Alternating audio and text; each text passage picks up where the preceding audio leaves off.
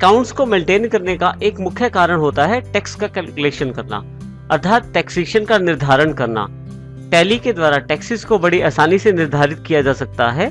इसके द्वारा ये जानकारी ली जा सकती है कि कितना टैक्स हमारे पास टोटल ड्यू है, अर्थात कितना टैक्स हमने देना है, और अगर उसमें से कुछ टैक्स दे दिया गया है तो हमारे पास अब कितना टैक्स पेबल रह गया है। इसके अतिरिक्त बहुत सारी रिपोर्ट्स तैयार की जा सकती हैं टैली के द्वारा टैक्स से संबंधित, जैसे कि वैट की रिपोर्ट, सीएसटी की रिपोर्ट। लेकिन इन सब कार्यों को करने से पहले हम टैक्सेशन को समझते हैं। भारत में टैक्स सेंट्रल गवर्नमेंट और स्टेट गवर्नमेंट के द्वारा लगाए जाते हैं।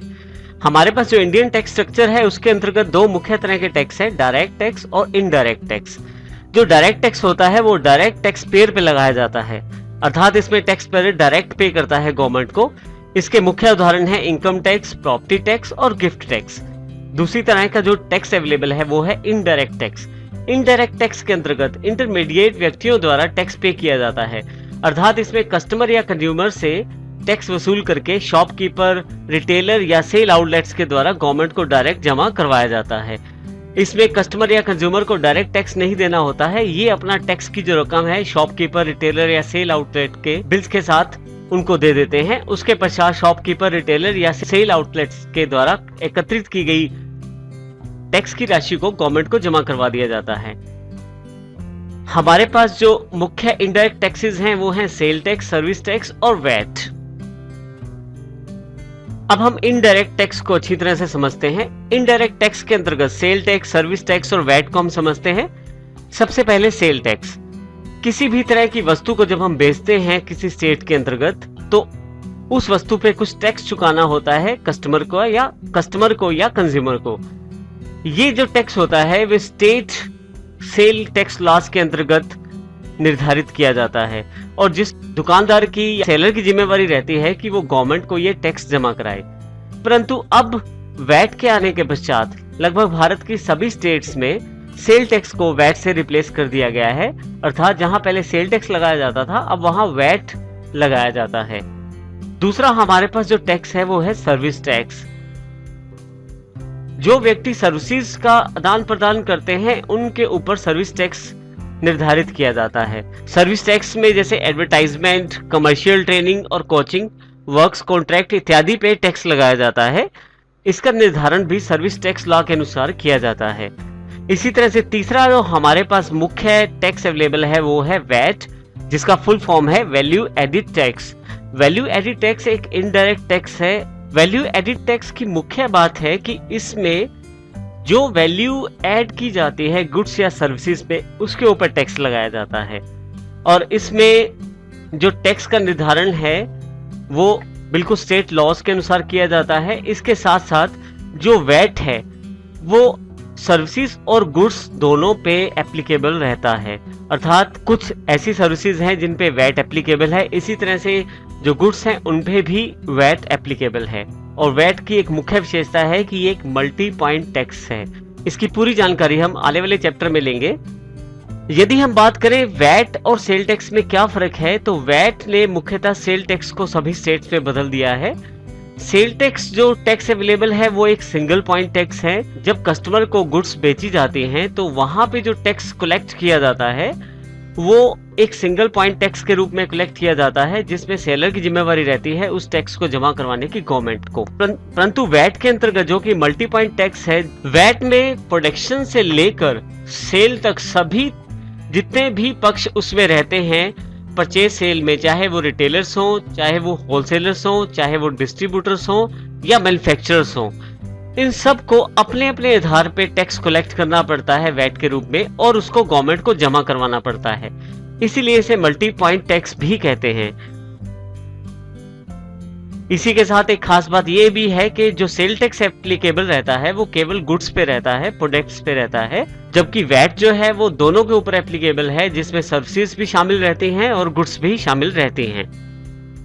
वैट जो कि एक मल्टी पॉइंट टैक्स सिस्टम है, इसको हम इस एग्जांपल के द्वारा समझते हैं।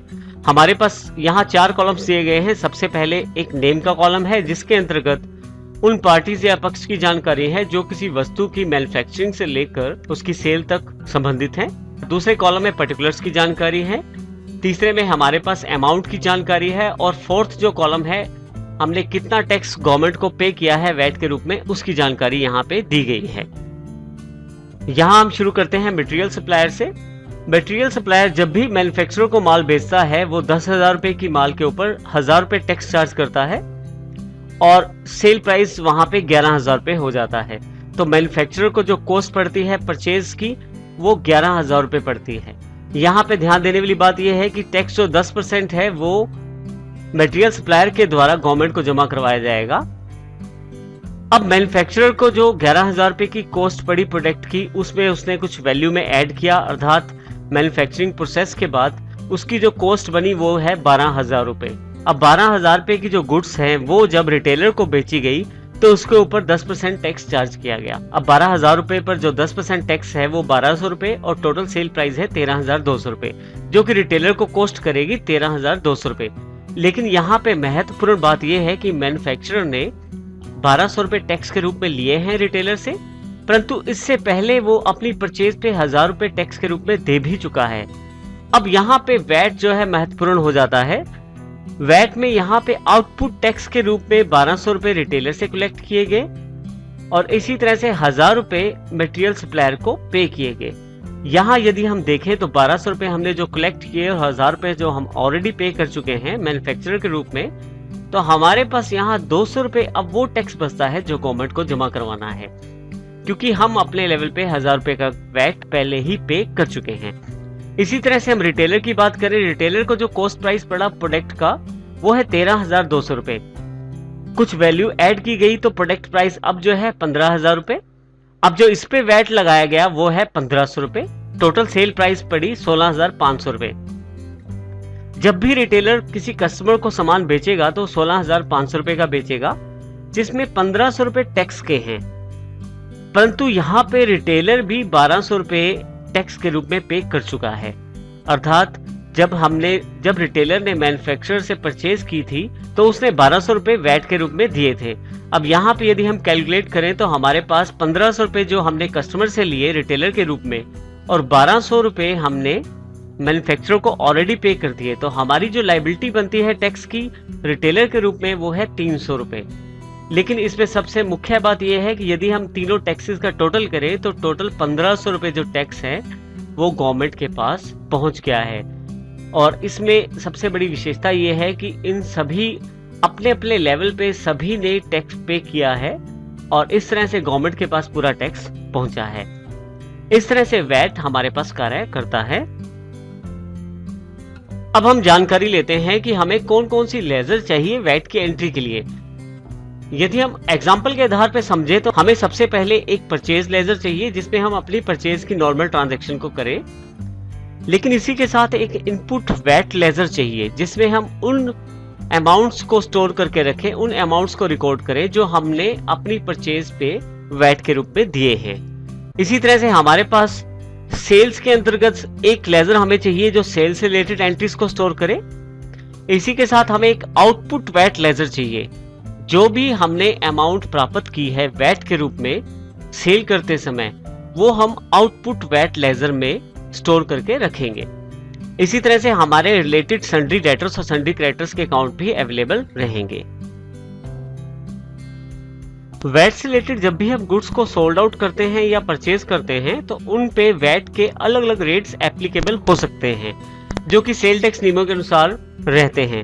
जैसे कि उदाहरण के तौर पे यदि मैं टीवी परचेज करना चाहता हूं तो उसका वैट रेट अलग हो सकता है, जैसे कि 12.5%। और इसी तरह से यदि मैं किसी लैपटॉप को परचेज करना चाहता हूं तो उसके ऊपर वैट रेट अलग हो सकता है, जैसे कि 8.8%। निर्भर करता है ये सेल टैक्स के नियमों के अनुसार और स्टेट नियमों के अनुसार। ये निर्भर करता है स्टेट के सेल टैक्स के नियमों के अनुसार। यदि हम पिछले एग्जाम्पल के आधार पे इसे देखें तो हमारे पास यहाँ फिर से परचेज लेजर बनाई गई है, लेकिन अब की बार यहाँ 12.5% मेंशन कर दिया गया है। लेजर्स बनाते समय हम डिफरेंट टाइप के जो वैट्स है उन पे आधारित परचेजेस को कैटेगराइज करने के लिए और अलग अलग उनका विश्लेषण निकालने के लिए हम उनके साथ उनका वैट रेट मेंशन कर सकते हैं, ताकि हमें जब एंट्री करें तो भी ध्यान रहे कि किस प्रकार की परचेज या सेल की जा रही है और किस वैट से रिलेटेड है और इसी तरह से जब हम सेल करें तो भी हमारे पास ये पूरी जानकारी अवेलेबल रहे कि हमारी जो सेल है वो किस वैट के आधार पे की जा रही है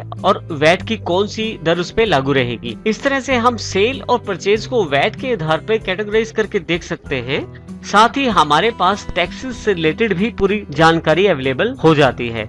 अब यदि हम यहाँ देखें, मान लीजिए हमारी एक आइटम है जिसको हम 12.5% पे परचेज करते हैं, तो जब भी हम परचेज लेजर क्रिएट करें, यदि हम उसके साथ 12.5% लिख देते हैं, परचेज लेजर क्रिएट करते समय यदि हम 12.5% लिख देते हैं साथ में, तो हमें जब एंट्री करते समय आसानी हो जाती है ये ध्यान रखने के लिए कि ये परचेज जो है ये वैट के 12.5% से रिलेटेड है। इसी तरह से हमारे पास इनपुट वैट लेजर बनाएंगे जिसमें फिर से 12.5% मेंशन कर देंगे, ताकि हमारे पास फिर से उस वैट की अमाउंट की जानकारी बनी रहे जो 12.5% से रिलेटेड है। इसी तरह से जब सेल्स करेंगे तो भी, और आउटपुट वैट लेजर के साथ भी। अब मान लीजिए हमारे पास ऐसी गुड्स अवेलेबल हैं जिन पे वैट्स की अलग अलग दर एप्लीकेबल है। जैसे हमने 12.5% के लिए बनाई, तो बाकी दरों के लिए भी हमें यही 4 अकाउंट फिर से बनाने पड़ेंगे। जैसे मान लीजिए मेरे पास 8.8% की दर से भी एक आइटम है जिसकी सेल परचेज मुझे करनी पड़ती है, तो उस केस में मुझे फिर से परचेज लेजर 8.8% और इसी तरह से इनपुट वैट लेजर भी 8.8% की दर से, और सेल्स लेजर भी और आउटपुट वैट लेजर भी। तो इसका अर्थ ये हुआ कि हमारे पास जितनी वैट की दरें अवेलेबल रहती हैं उसी के आधार पे हम कैटेगराइज कर लेते हैं अपनी सेल और परचेज को, ताकि एंट्री करते समय हमें आसानी भी बनी रहे और हमारे पास जो रिपोर्ट्स अवेलेबल हों वो बिल्कुल सही जानकारी दे अलग अलग तरह की वैट आधारित सेल्स की।